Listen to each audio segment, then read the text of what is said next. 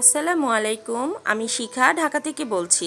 আমার চ্যানেল শিখা সমটেলসে আপনাদের সবাইকে স্বাগত জানাই। আপনারা যে যেখান থেকে আমার ভিডিওটি দেখছেন আশা করি সবাই ভালো আছেন। আমি বেশ কয়েকদিন পর ফিরে এসেছি আপনাদের মাঝে নতুন একটা ভিডিও নিয়ে। মনটা খুবই খারাপ ছিল। আমার ছোট্ট পিহুটা হারিয়ে গেছে চিরদিনের জন্য। ওকে আমি কোনোভাবেই ভুলতে পারছি না। তো কী আর করব, সংসারের কাজগুলো তো করতেই হবে। আজকে ব্যালকনিটা ক্লিন করে সবগুলো গাছ আবার নতুন করে সাজিয়ে নেব। ঈদে বাড়ি যাওয়ার সময় সবগুলো গাছ একটা ব্যালকনিতে রেখে গিয়েছিলাম। ওই ব্যালকনিতে রোদ আসে না, ছায়া থাকে সব সময়। তো পানি দিতে না পারলে তো গাছ নষ্ট হয়ে যাবে রোদে, যে কারণেই ছায়াতে রেখে গিয়েছিলাম। তো গাছগুলো বেশ ভালো আছে, কিন্তু আমার সবচেয়ে প্রিয় জিনিসটাই আমার জীবন থেকে হারিয়ে গেছে। আমার পিহুকে আমি কোনোভাবেই আর ফিরে পেলাম না।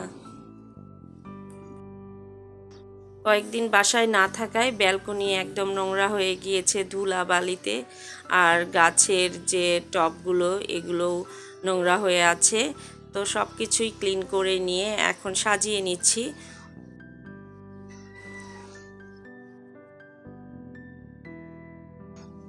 আসলে যে কোনো জিনিসই আপনি সুন্দর রাখতে চাইলে বা সুন্দর দেখতে চাইলে সেটাকে ক্লিন করতেই হবে। সেটা যদি আপনার বাসার যে কোনো জিনিস হতে পারে। আপনি যদি একটা সুন্দর ড্রেসও পরতে চান তাহলে সেটা কিন্তু আপনাকে ক্লিন রাখতে হবে, পরিপাটি রাখতে হবে। তো এই ব্যালকনির গাছগুলো এরকম। আমি প্রতি সপ্তাহেই একবার করে চেষ্টা করি টবগুলো ভেজা কাপড় দিয়ে মুছে দেওয়ার জন্য। কারণ ব্যালকনিতে আমি প্রচুর সময় থাকি এবং আমার বাচ্চারাও থাকে। আর ব্যালকনির শুধু ফ্লোরটা পরিষ্কার রাখলে কিন্তু ভালো লাগে না। এই টবগুলো গাছগুলো যদি পরিষ্কার না থাকে তখন দেখতে কিন্তু খুবই খারাপ লাগে। আর এখন তো প্রচুর ধুলাবালি, তো বাইরে থেকে পানি স্প্রে করে হলেও গাছগুলোকে পরিষ্কার রাখার চেষ্টা করি যতটুকু পারি। আমার এই বাসাটা আমি ওঠার 3-4 মাস আগেও একটা এনজিওকে ভাড়া দেয়া ছিল। তো যেহেতু এটা অফিস ছিল তাই দীর্ঘদিন কিন্তু এটা খুব ভালোভাবে ক্লিন হয় নাই বাসার ভিতরে এবং ব্যালকনিগুলো। তো দীর্ঘদিন ঠিকঠাকভাবে ক্লিন না করার কারণে টাইলসগুলো, বিশেষ করে ওয়াশরুমের টাইলসগুলো একদম কালসে হয়ে গিয়েছে। আর এগুলো যতই এখন ক্লিন করার চেষ্টা করি না কেন সেই আগের মতো আর ক্লিন করা যায় না। তবু চেষ্টা করেছি, যতটা পারি আমি ক্লিন করে নিয়েছি। তো বেশি দিন তো এই বাসায় থাকবো না, কারণ এই বাসায় দীর্ঘদিন আসলে থাকা সম্ভব না, খুব ছোট বাসা। এই বাসার ভিতরে সবথেকে বেশি সমস্যায় পড়েছে আমার ছোট মেয়ে। ওর খেলাধুলার জন্য স্পেস খুবই কম, একটু সাইকেলও চালাতে পারে না, মাঝে মাঝেই খুব বিরক্ত হয়ে যায়। আপনাদের সঙ্গে গল্প করতে করতে আমি পুরো ব্যালকনিটাই গুছিয়ে নিয়েছি। তো এই হচ্ছে আমার ব্যালকনির ফাইনাল লুকটা, আপনাদেরকে দেখিয়ে দিই।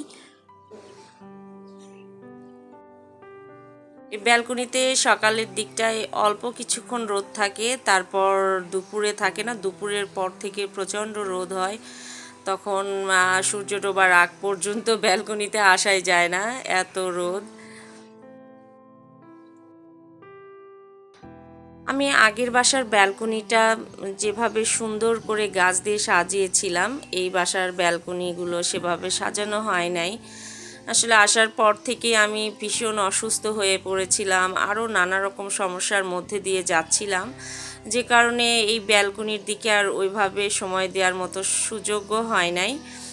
আর যেহেতু এই বাসাটায় থাকবোও না আমি দীর্ঘদিন, তাই গাছ দিয়ে আর এত বেশি প্ল্যান করে কোনো কিছু করার চিন্তাও নেই।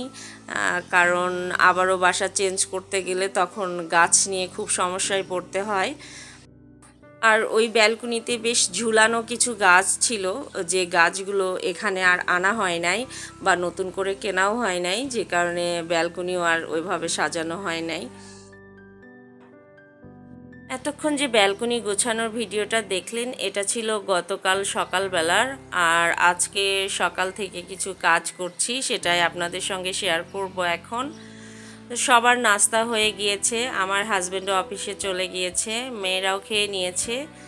তো আমার আসলে খেতে ইচ্ছা করছিল না, আর ওষুধ খেয়েছিলাম, তো একটু পরে খাবারটা খাবো। তো এতক্ষণে এসেছি। আজকে ব্রেড আর ডিম পোচ করে নিয়েছি, একটা কলা, আর সেই সঙ্গে কিচমিচ আর কাঁচা বাদাম ভিজিয়ে রেখেছিলাম সকালবেলা, সেটাই এখন নিয়ে নিচ্ছি। রাতে ভিজিয়ে রাখলে বেশি ভালো হয়, খুব ভালোভাবে ভেজে, তো রাতে মনে ছিল না, তো সকালবেলা ভিজিয়েছি।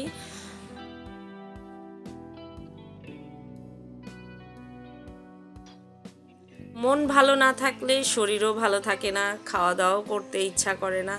কয়েকটা দিন হলো আমার বাসায় এমন অবস্থা হয়েছে যে রান্না খাওয়া দাওয়া কিভাবে যে হচ্ছে আমি নিজেও বলতে পারবো না।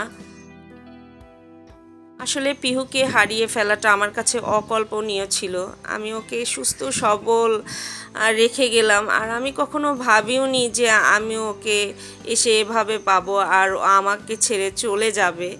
তবে ওকে যাওয়ার সময় ও খুব মন খারাপ করেছিল, আর আমারও এত খারাপ লাগছিল যে আমি গাড়িতে বসে আমার মেয়েকে বলছিলাম, মা, পিহু অনেক মন খারাপ করেছে, ও চুপ হয়ে গেছে, একটুও শব্দ করলো না ওকে যখন আপুর বাসায় রেখে নেমে আসছি।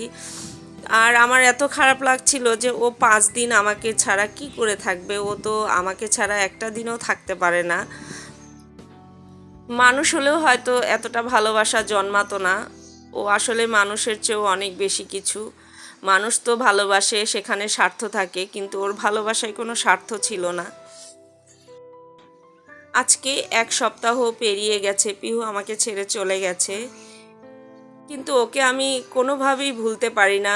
রাতে ঘুমও হয় না, রেগুলার 3টা সাড়ে 3টায় আমি জেগে যাই, কারণ 14 তারিখ রাত 3টা থেকে সাড়ে 3টার ভিতরেই পিহু মারা গিয়েছে। এই হচ্ছে পিহুর খাঁচা, আর এইটুকু হচ্ছে পিহুর শেষ সময়ে দেয়া খাবার। ও খেতে পারেনি, খাওয়ার চেষ্টা করেছে, কিন্তু মুখে খাবার নিতে পারছিল না। আমি ওর খাবারটুকু রেখে দিয়েছি। ওর খাঁচাটা এখানে পড়ে আছে, ওর সব কিছুই পড়ে আছে, শুধু আমার পিহু নেই।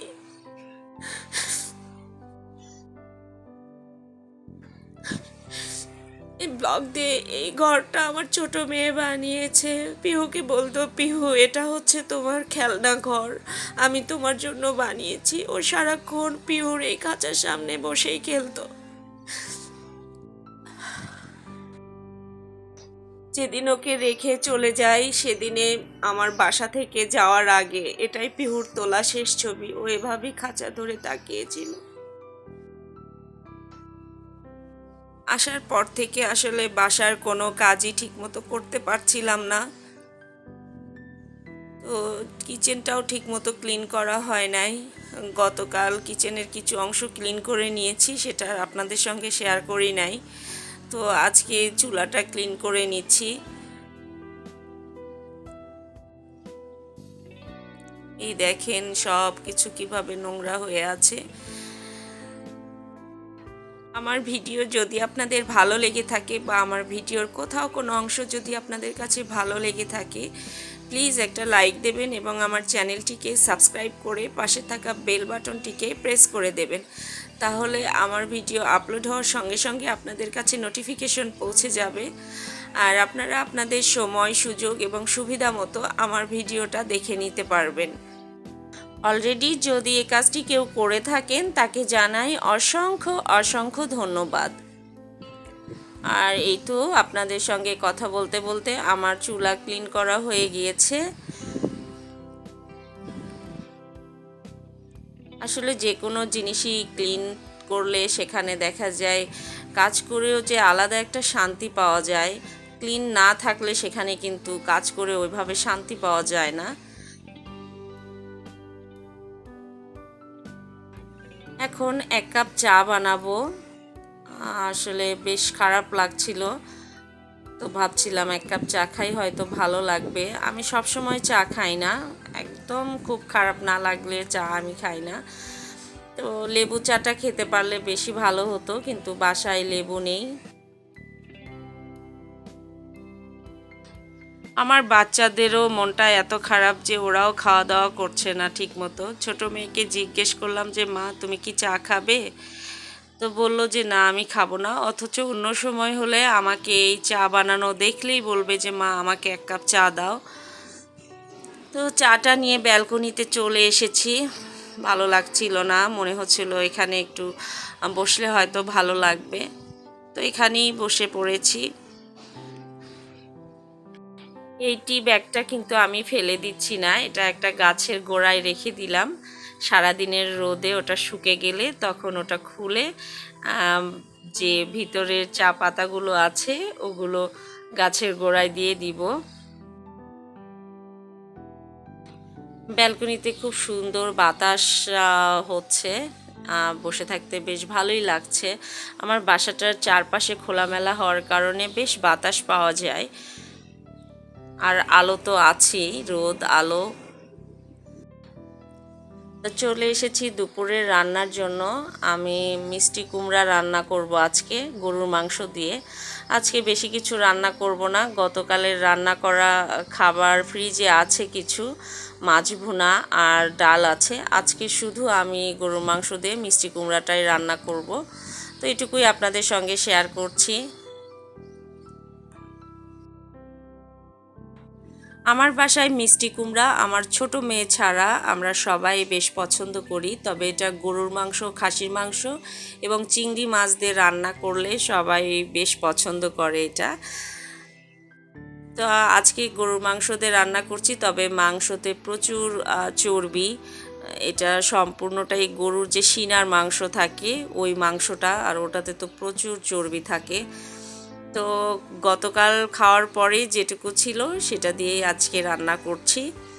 তো এই তো আমার রান্না কমপ্লিট, এখন ডিশ আউট করব। এদিকে ডাল আর মাছ ভুনাটাও গরম করে নিয়েছি। মাছ ভুনাটা খুব মজা হয়েছে খেতে।